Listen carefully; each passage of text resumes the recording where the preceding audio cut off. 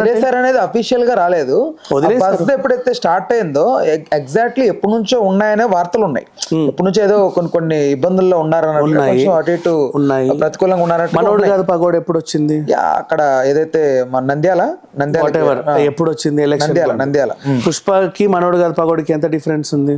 2 మీరు అనేది 2కి 6 నెలలు 6. అవునా?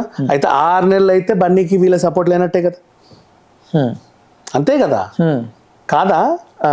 6 నెలలు అయితే వీళ్ళకి సపోర్ట్ లేదు కదా. మరి 6 నెలల్లో అడ్రస్ లేని ఊర్లో 7 లక్షల మంది వచ్చారు కదా, అంటే బన్నీకి కూడా ఏదో ఉందిగా అంతే. మరి అప్పుడు ఆయన గురించి ఆయన మాట్లాడుకోకుండా వాళ్ళ వల్ల వీళ్ళ వల్ల ఎందుకు చెప్పుకోవాలి? దేనికి చెప్పుకోవాలి? అంటే వాళ్ళ వల్ల ఎదుగుదలకు ఒక హెల్ప్ అయ్యింది. ఇప్పుడు వాళ్ళు వద్దన్నా అవునన్నా తనకంటూ ఒక ఇమేజ్ వచ్చింది.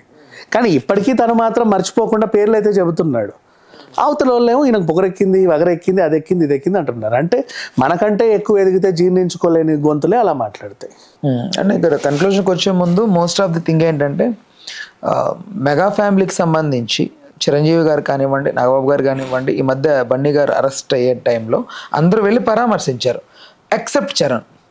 అంటే అసలు గొడవ మెగా వర్సెస్ అల్లు అనే గొడవ స్టార్ట్ అయింది బన్నీ వర్సెస్ చరణ్ నుంచా అనే క్వశ్చన్ రేజ్ అవుతుంది జనాల్లో. ఎందుకంటే అందరూ వెళ్ళి కలుస్తున్నారు, అందరంతా బాగానే ఉన్నట్టు కనిపిస్తోంది. ఇంక్లూడింగ్ సాయిధరం తేజ్ గారు కూడా ఫస్ట్ ఒక మాట అన్నారు, తర్వాత దాన్ని రిలీజ్ అయ్యి వేరేదేదో పెట్టారు. బట్ చరణ్ గారు మాత్రం ఎక్కడ కూడా బన్నీకి సంబంధించి కానీ ఒక పాజిటివ్ వేవ్ అనేది ఎక్కడ కనపడలేదని చాలామంది అనుకుంటున్నారు. దీని మీద మీ అభిప్రాయం ఏంటి? First of all mega family గొడవ అని స్టార్ట్ చేసావు కదా.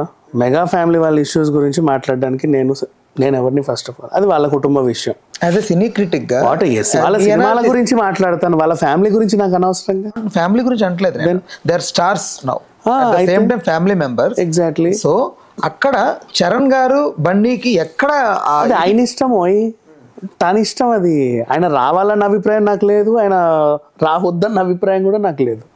అది వాళ్ళ ఇష్టం అంతే. ఏదన్నా సినిమాల గురించి ఏమైనా జరిగితే ఐ కెన్ స్పీక్, వాళ్ళ పర్సనల్ ఇష్యూస్ నాకు అనవసరం. నాకు ప్రత్యేక